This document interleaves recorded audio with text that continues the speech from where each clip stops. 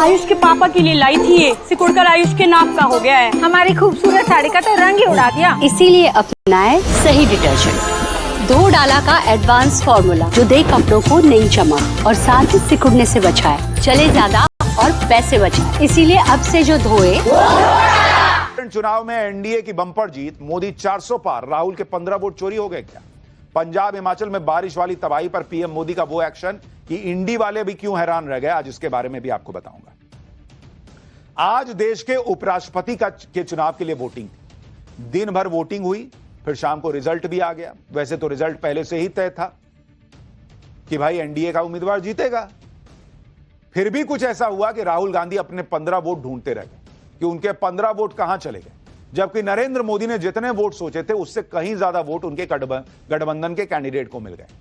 नरेंद्र मोदी के candidate CP Radhakrishnan ने उपराष्ट्रपति का चुनाव बम्पर तरीके से जीत लिया। उन्होंने इंडी गठबंधन के कैंडिडेट बी सुदर्शन रेड्डी को हरा दिया। इस इलेक्शन में नरेंद्र मोदी 400 पार हो गए। 400 से ज्यादा वोट सीपी राधाकृष्णन को मिले जो एनडीए के कैंडिडेट थे, जबकि इंडी गठबंधन वाले जितने वोटों का दावा कर रहे थे उतने वोट भी उनके कैंडिडेट को नहीं मिले।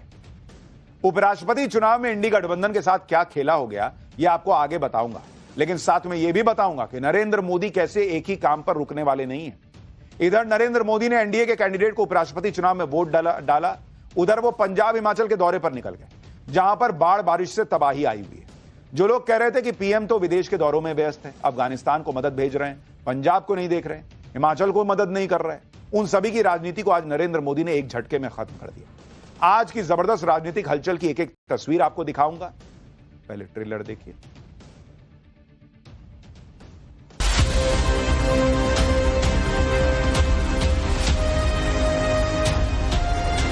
विक्ट्री साइन का मतलब 100 से ऊपर परसेंट भी कुछ होता है, 110% विक्ट्री। नैतिक तौर से जीत हमारी है। सवाल संख्या का नहीं है, सवाल है आप कहाँ खड़े हैं। अगर उपराष्ट्रपति का चुनाव बैलेट से हो सकता है, पेपर से, तो देश का चुनाव बैलेट पेपर से करवाने में क्या ऐतराज है? Sir, you are back from foreign tour. You working for the BJP?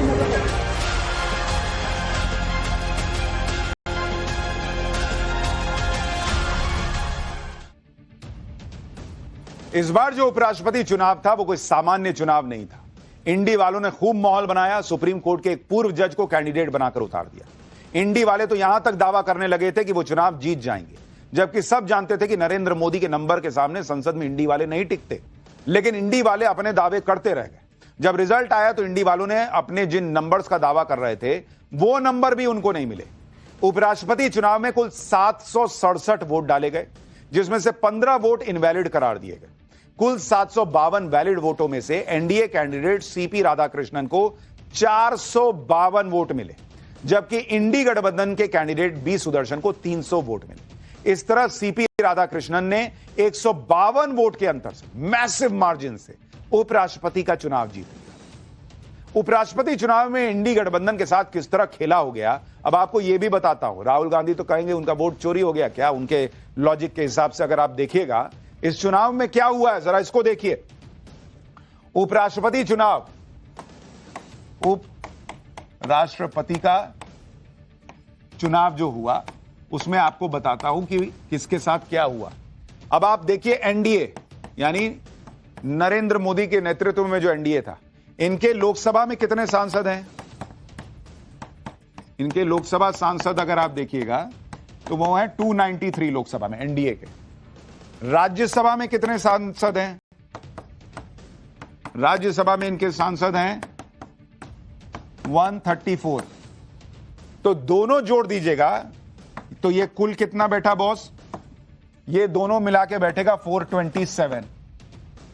अब आज वोट कितने मिले एनडीए को, एनडीए के कैंडिडेट को, सीपी राधाकृष्णन को वोट कितने मिले? 452। यानी कितना हो गया? 25 प्लस वोट मिल गया बॉस। भाई 427 है एनडीए में, वोट मिला 452, अतिरिक्त सांसदों का समर्थन 25 प्लस। अब तो ये तो बैलेट से वोटिंग हुई है, कोई ये भी नहीं कह सकता कि ईवीएम में डाले वोट उधर चला गया इधर। अब राहुल गांधी की परिभाषा से वोट चोरी हुआ या नहीं हुआ ये तो वही जाने। लेकिन आपको इंडी वालों का हाल दिखाता हूं कि इंडी वालों के साथ क्या खेला हो गया। इंडी गठबंधन के लोकसभा में कितने सांसद हैं भाई? उनके हैं 234 सांसद हैं उनके लोकसभा में। उनके राज्यसभा में कितना का समर्थन है? 91 के करीब कहा जाता है कि उनका राज्यसभा में समर्थन है। तो उनके कुल वोट कितने हो गए? 315। इन दोनों को जोड़ दीजिए तो 315 बैठता है। लेकिन वोट मिले कितने? उनको वोट मिले 300, यानी -15 लेबल आया। यहां भी 15 गायब हो गए, यानी नरेंद्र मोदी के नंबर बढ़ गए, जितने आने थे उससे ज्यादा आ गए, और राहुल गांधी के जितने नंबर आने थे उससे कम हो गए। अब कहीं इसमें भी वोट चोरी का नारा ना हो जाए कि भाई वोट चोरी हुई है। उपराष्ट्रपति चुनाव की वोटिंग खत्म होने के बाद खुद कांग्रेस दावा कर रही थी कि इंडी गठबंधन सारे सांसदों ने वोटिंग की है। जयराम रमेश ने लिखा था कि उपराष्ट्रपति चुनाव के लिए वोटिंग खत्म हो चुकी है, विपक्ष एकजुट रहा, उसके सभी 315 सांसद वोटिंग के लिए पहुंचे। यह अभूतपूर्व 100% मतदान है। जब इंडी के सारे सांसदों ने वोटिंग की तो फिर इंडी गठबंधन के 300 वोट ही क्यों आए? 15 कहां चले गए भाई? नरेंद्र मोदी के वोट कैसे बढ़ गए? इसका मतलब साफ है कि इंडी के कुछ वोट या तो रद्द हुए या फिर क्रॉस वोटिंग हुई। अब इसमें सवाल यह है कि अगर क्रॉस वोटिंग हुई तो फिर विपक्ष के एकजुट होने के दावे की हवा निकल गई, और अगर वोट रद्द होने की बात है तो जो लोग बैलेट पेपर से वोटिंग की वकालत करते हैं वो खुद ही सही तरीके से बैलेट में वोट नहीं डाल पाए, और वहां तो सिर्फ 1 और 2 लिखना था, 2 ही कैंडिडेट थे, और ये कहते हैं कि बैलेट पेपर से सारा चुनाव करा दीजिए। इस वक्त उपराष्ट्रपति चुनाव पर एक बड़ी खबर भी आ रही है। उपराष्ट्रपति चुनाव में क्रॉस वोटिंग हुई है, सूत्र दावा कर रहे हैं। एनडीए कैंडिडेट के पक्ष में क्रॉस वोटिंग हुई है। सूत्रों के हवाले से खबर है कि शिवसेना उद्धव गुट के सांसदों ने क्रॉस वोटिंग कर दी। सूत्र बता रहे हैं एनसीपी के शरद पवार गुट के सांसदों ने क्रॉस वोटिंग कर दी। क्रॉस वोटिंग से एनडीए को 14 वोट ज्यादा मिले, सूत्रों का दावा है। चुनाव में 15 वोट इनवैलिड भी घोषित हुए हैं। लेकिन आप देखिए, बड़ी खबर आ रही है। जो कहा जा रहा था कि इंडी में किसने गच्चा किया, सूत्र दावा कर रहे हैं कि एनसीपी का शरद पवार गुट, उनके सांसदों ने क्रॉस वोटिंग कर दी। उद्धव ठाकरे के सांसदों ने क्रॉस वोटिंग कर दी बॉस, यानी इंडी की नाव में छेद कर दिया उनके अपने लोगों ने। खैर, उपराष्ट्रपति चुनाव के लिए पीएम मोदी समेत तमाम बड़े नेताओं ने आज वोट डाले।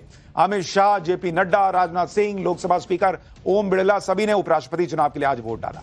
वहीं सोनिया गांधी, राहुल गांधी, प्रियंका वाड्रा, मल्लिकार्जुन खड़गे, अखिलेश यादव, वो सब भी वोट डालने पहुंचे। उपराष्ट्रपति चुनाव की वोटिंग शुरू होने से पहले ही इंडी गठबंधन को उस वक्त झटका लगा जब पीयूष गोयल से मुलाकात के बाद वाईएसआर कांग्रेस के चीफ जगन मोहन रेड्डी ने एनडीए कैंडिडेट सीपी राधाकृष्णन को समर्थन देने का ऐलान कर दिया। वाईएसआर कांग्रेस के भी 11 सांसद हैं, वो भी कहे कि हम एनडीए वाले को देंगे। केसीआर की अगुवाई वाली बीआरएस और नवीन पटनायक के नेतृत्व वाली बीजेडी ने भी वोटिंग से दूर रहने की घोषणा कर दी। बीआरएस के 4 और बीजेडी के 7 सांसद हैं। इसके अलावा इकलौते सांसद वाली शिरोमणि अकाली दल ने भी उपराष्ट्रपति चुनाव के बॉयकॉट का ऐलान कर दिया। यानी यहां भी एक तरीके से एनडीए के समर्थन में ये लोग चले गए इनडायरेक्टली। बीजेडी और बीआरएस के वोटिंग में हिस्सा नहीं लेने के ऐलान से कांग्रेस में बेचैनी साफ नजर आई। कांग्रेस नेता उदित राज ने लिखा कि बीजेडी और बीआरएस ने उपराष्ट्रपति चुनाव के मतदान में भाग न लेने का ऐलान किया है। इस तरह से बीजेडी खुद खत्म होकर बीजेपी के लिए रास्ता प्रशस्त कर रही। तो भाई उनको जो ठीक लगा उन्होंने किया। आपका कैंडिडेट ही ऐसा था। लोग कह रहे थे कि भाई वो कैंडिडेट ऐसा है कि जो अर्बन नक्सल के साथ रहा है, सलवा जुडूम खत्म करने का फैसला दिया है, ऐसे आदमी को क्यों वोट दें? कई लोगों को लगा होगा। अब आप ये भी देखिए कि मलेशिया दौरे से लौटने के बाद राहुल गांधी भी उपराष्ट्रपति चुनाव में वोट डालने पहुंचे। बीजेपी ने राहुल गांधी का एक वीडियो भी शेयर किया जिसमें राहुल गांधी, सोनिया गांधी और मल्लिकार्जुन खड़गे के साथ वोट डालने के लिए पहुंचते नजर आ रहे हैं। वहां खड़े कुछ लोग वोटिंग के लिए रास्ता बताते हुए आगे बढ़ने का इशारा भी करते दिख रहे हैं। लेकिन राहुल गांधी अचानक दूसरी तरफ चले गए, जिसके बाद एक शख्स राहुल गांधी को बुलाने के लिए उनकी तरफ भागता हुआ नजर आया। बीजेपी ने इस वीडियो को शेयर करते हुए कैप्शन लिखा, क्या कंफ्यूजन है। मतलब बीजेपी कह रही है कि सब बता रहे हैं कि इधर वोट डालना है, साहब उधर किधर चले गए। जब राहुल गांधी वोट डालकर बाहर निकले तो उनसे रिपोर्टर ने वोट पर और उनकी विदेश यात्रा पर सवाल पूछा। राहुल गांधी भड़क गए। रिपोर्टर से कहने लगे क्या वो बीजेपी के लिए काम करता है। सुनिए एक बार Rahul Gandhi. Rahul ji, cast your vote sir, you cast your vote, like to tell us What would you like to say? Sir, you are back from a foreign tour. You working for the BJP? Rahul Gandhi पत्रकारों के सवाल तभी तक देते हैं, सवालों के जवाब तभी तक देते हैं जब तक उनके मन का सवाल हो। जैसे ही एक सवाल पूछिए कि भाई आप विदेश से लौट आए, तुम बीजेपी के आदमी हो जी। इंडी गठबंधन ये जानता था कि वो हारी हुई लड़ाई लड़ रहा है, और आज उपराष्ट्रपति चुनाव की वोटिंग के लिए पहुंचे इंडी गठबंधन के नेताओं ने के बयानों ने भी साफ कर दिया था कि वो हार मान चुके हैं। आप भी कांग्रेस नेता रेणुका चौधरी, सपा प्रमुख अखिलेश यादव और आरजेडी सांसद मनोज झा को आप सुनिए, आपको समझ में आ जाएगा कि क्या होना था। हार जीत अलग बात है। इलेक्शन में हर एक को हारना है, एक को जीतना है, तो वो अलग बात है। मगर नैतिक तौर से जीत हमारी है।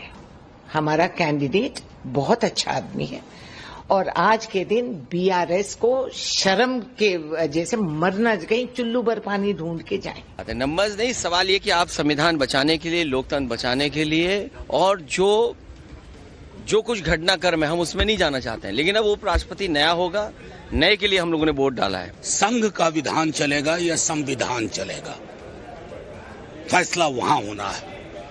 आंकड़े अगर संविधान के पक्ष में नहीं आते हैं तो ये सामूहिक चिंता का विषय होनी चाहिए। इनका कैंडिडेट जीतेगा तो संविधान के पक्ष में आंकड़े, नहीं तो नहीं है। क्या हिसाब है बॉस? आपने कैंडिडेट खड़ा किया, आपको पता है आपके पास नंबर नहीं है। एक्चुअली ये लोग इसलिए भी ये सब चुनाव करते हैं, इधर उधर चुनाव लड़ने में अपना कैंडिडेट खड़ा करते हैं ताकि काडर का मनोबल बना रहे, वरना भाई उसको लग गया कि हम तो अभी आने ही वाले नहीं है बहुत साल तक, तो क्या करेगा फिर? ठंडा पड़ जाएगा, मशीन ठंडी पड़ जाएगी। इसलिए कुछ कुछ करते रहो, लड़ते फिरते रहो वाला हिसाब।